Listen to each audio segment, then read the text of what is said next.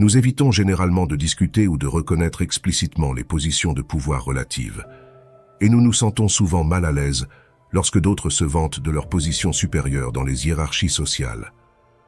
En tant qu'espèce hautement complexe, nous avons naturellement développé des hiérarchies sociales perçues en fonction de l'habileté physique, de la position, de la richesse, du statut, des connaissances, de l'expérience, de la popularité et du choix de partenaires. Que cela nous plaise ou non, nous sommes jugés et nous jugeons les autres, ce qui détermine notre niveau d'association avec eux. C'est un aspect inévitable de notre nature en tant que créature sociale, cherchant la survie et la prospérité. Permettez-moi de clarifier l'objectif de cette vidéo. Il ne vise pas à enseigner comment être dominant ou alpha, car la véritable dominance chez un individu émerge souvent du développement progressif du caractère et de la compétence grâce à la navigation, à l'acquisition et à l'expérience des circonstances de la vie. Cette vidéo vise à vous aider dans des contextes sociaux, en identifiant ou en reconnaissant implicitement quelqu'un considéré comme la figure dominante dans un groupe ou celui qui est responsable d'une situation. Ce qui peut également être vous, si vous observez de telles caractéristiques en vous-même et autour de vous. L'idée est que lorsque quelqu'un occupe une position sociale supérieure et détient réellement l'autorité, cela émet des signaux non-verbaux pour les autres, et vice-versa. Ces signaux peuvent être clairement perçus à travers le langage corporel, les gestes et les micro-expressions échangées entre les personnes. La dominance est démontrée plutôt que déclarée explicitement. Dans les situations sociales, il est crucial de savoir avec qui vous interagissez. Si vous percevez qu'une personne détient plus de dominance au sein d'un groupe, évitez de laisser votre ego et vos insécurités vous pousser à essayer maladroitement de les surpasser en termes de dominance. Au lieu de cela, soyez conscient de votre environnement. Si vous êtes considérablement compétent dans une situation sociale, cela vous donnera naturellement la confiance nécessaire pour prendre le contrôle. Dans le cas contraire, reculez et évaluez la situation. Rappelez-vous que votre réputation est en jeu et vous devez la protéger en restant vigilant en présence d'autres personnes. La meilleure action à entreprendre lorsque vous rencontrez quelqu'un de plus dominant dans une configuration sociale est d'observer et d'apprendre d'eux. Identifier leurs incohérences et leurs faiblesses au fil du temps peut être avantageux à long terme.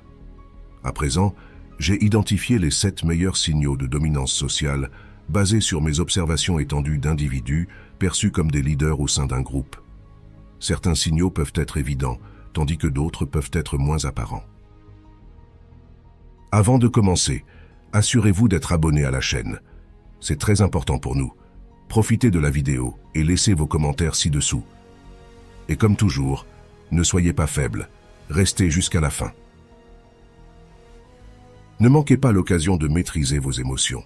Achetez dès maintenant notre e-book de connaissance de soi. Cliquez sur le lien dans le premier commentaire épinglé et libérez votre véritable potentiel. Numéro 1. Lorsqu'ils parlent, les têtes des autres personnes se tournent rapidement vers eux. Leurs yeux se fixent sur eux, et ils se taisent soudainement, écoutant attentivement. Les personnes supérieures sont à la fois respectées et craintes. Leur haut niveau de compétence dans de nombreux domaines de la vie intimide naturellement les autres, les poussant à donner une attention totale, que ce soit pour éviter d'attirer l'attention ou de ne pas afficher de comportements qui les agaceraient. Quelles que soient les véritables intentions des personnes, elles captent toujours une attention totale. Numéro 2. Ils s'expriment avec une intonation plus profonde et évitent de trop expliquer ou justifier. Une voix aiguë peut indiquer de l'enthousiasme et de l'excitation, mais aussi de l'insécurité et de l'anxiété. Les individus dominants attirent facilement l'attention. Ils n'ont jamais à faire d'efforts pour se faire entendre, comme mentionné précédemment. Lorsqu'ils parlent, les gens écoutent attentivement. Leurs mots sont concis, évitant le besoin de justification excessive, car ceux qui s'efforcent trop et développent longuement leurs arguments manquent souvent d'honnêteté et de confiance dans leurs déclarations. Numéro 3. Les individus dominants doutent rarement de leurs décisions et persistent de manière subtile. Ils excellent à persuader les autres de se rallier à leurs idées ou de surmonter leurs peurs. Ils ont la capacité de simplifier des problèmes compliqués et stressants, les rendant directs et rassurants. Beaucoup d'entre nous hésitent émotionnellement lorsqu'ils prennent des décisions, cherchant le bénéfice maximal ou craignant les malheurs possibles. Cependant, les individus dominants sont indifférents à de telles préoccupations. Ils recherchent une décision qui soit plus logique et qui génère les meilleurs rendements. En exploitant habilement notre indécision, ils amplifient nos peurs tout en minimisant les récompenses que notre décision offre. Numéro 4. C'est l'un des plus importants. Leur caractère, leurs intérêts et leurs perspectives les rendent toujours précieux. C'est probablement ce que la plupart d'entre vous, messieurs, ne réalisez pas et probablement le plus impactant de tous quand il s'agit de personnes dominantes, les vraies. Comment ils parviennent à maintenir leur confiance et leur supériorité malgré le désaccord des autres est assez simple à comprendre, mais difficile à identifier. C'est leur authenticité et leur attitude de « je m'en fiche » envers eux-mêmes, et ce qu'ils font dans leur vie qui ne les disqualifie jamais complètement de leurs occupations et besoins essentiels. Peu importe le désapprobation des autres, car que les gens les aiment ou les détestent, ils ont toujours besoin d'eux en raison de leurs compétences ou de leurs compétences dans des entreprises hautement demandées et très recherchées. Numéro 5. Ils prennent plus d'espace et maintiennent leur distance par rapport aux autres. C'est un aspect que beaucoup d'entre vous pourraient ne pas être conscients ou ne pas remarquer. Comme mentionné précédemment, les individus avec un sentiment de supériorité aspirent au contrôle et à l'autorité, presque comme s'il s'agissait d'un besoin inhérent. Cela se manifeste dans leur désir de superviser les autres depuis un point de vue clair. Par conséquent, ils ont tendance à occuper beaucoup d'espace en restant debout ou assis, laissant des espaces visibles entre eux et les autres. Vous pouvez observer cela lorsqu'ils se penchent en arrière et écartent légèrement leur chaise de la table ou choisissent de s'asseoir à l'extrémité ou sur le bord de celle-ci.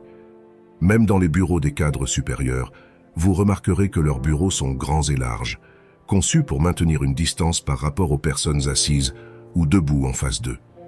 De plus, ils se positionnent souvent à l'extrémité ou dans un coin de la pièce, loin de la porte d'entrée, plutôt qu'au milieu ou à côté. Cette disposition stratégique leur permet d'observer tout ce qui se passe dans la pièce ou toute activité à l'entrée, offrant une perspective sécurisée. Numéro 6. Ils maintiennent un contact visuel prolongé et assertif avec ceux qu'ils désirent. Les individus dominants, ou ceux qui croient être supérieurs, ne baissent que rarement les yeux ou dévient le regard pendant de longues périodes. Ils maintiennent constamment la tête haute et scrutent continuellement l'environnement à la recherche de sujets d'intérêt. Ce sens de la supériorité crée une aura d'arrogance dans leurs interactions avec les autres, même lors du contact visuel. Leur reconnaissance confiante de l'infériorité des autres leur accorde le droit de porter des jugements à leur discrétion et à leur rythme. Bien que ce comportement puisse rendre les autres mal à l'aise, ils n'en ont cure, car ils comprennent parfaitement que les gens les confrontent ou les défient rarement. 7. Le dernier mais non le moindre. Ils n'hésiteront pas à exprimer ou à montrer leur mécontentement envers quelqu'un présent. Leur sentiment d'entitlement, droit, et la confiance que les gens n'oseraient pas les remettre en question les rendent à l'aise et non menacés lorsqu'ils disent ce qu'ils veulent, y compris des critiques explicites et des insultes envers les personnes qu'ils n'aiment pas. Ils savent que la plupart des gens autour d'eux, par défaut, approuveront leurs affirmations ou ressentiront la pression des pairs pour approuver, même s'ils ne sont pas d'accord en réalité. C'est le pouvoir d'influence que l'autorité de quelqu'un peut avoir lorsqu'elle est hautement respectée et redoutée. Dans le passé, on disait souvent que nous ne devrions pas chercher l'approbation des autres. Et pourtant, au fond, en tant que créatures sociales, nous le faisons toujours en secret, peu importe à quel point ce sentiment est subtil. C'est ainsi que les personnes dominantes en autorité créent cet équilibre. Elles savent parfaitement que les gens viendront à elles, quelle que soit leur attitude ou leur sentiment à leur égard, car elles possèdent quelque chose que de nombreuses personnes recherchent. En d'autres termes, vous devez avoir des compétences, des connaissances et de l'expérience que vous souhaitez personnellement acquérir et posséder, mais en même temps, cela doit être suffisamment précieux pour que les gens viennent vous chercher pour obtenir de l'aide compensatoire. À titre d'illustration, la personne qui sert de base à cette vidéo possède une compétence et une expertise qui garantissent une demande constante de la part des autres. Cette compétence particulière réside dans sa capacité à établir et à entretenir des liens avec des personnes de divers milieux sociaux. Il montre souvent un véritable intérêt pour connaître les autres et leur mode de vie distinct. Il a peu réalisé que cette passion deviendrait l'actif le plus précieux qu'il pourrait posséder dans sa vie. Nous sommes tous familiers avec l'adage « votre réseau est votre actif le plus précieux ». Et cette notion est évidente dans la vie de cet individu. Son vaste réseau de contacts, couvrant divers domaines d'expertise et de contextes sociaux, lui permet de conclure de nombreux accords commerciaux et de recevoir des compensations substantielles en retour. Cela lui procure non seulement un accès à davantage de connexions, mais ouvre également de nombreuses opportunités. Les gens dépendent constamment les uns des autres, en particulier dans le monde des affaires, cherchant l'exposition, la portée, les services de conseil, le marketing, les finances, la logistique, la fidélité et l'exclusivité. Par conséquent, quelle que soit l'antipathie que certaines personnes peuvent ressentir à l'égard de son attitude, de ses opinions ou de ses perspectives, ces mêmes personnes finiront inévitablement par le solliciter lorsqu'elles auront besoin de faveurs ou d'une assistance essentielle.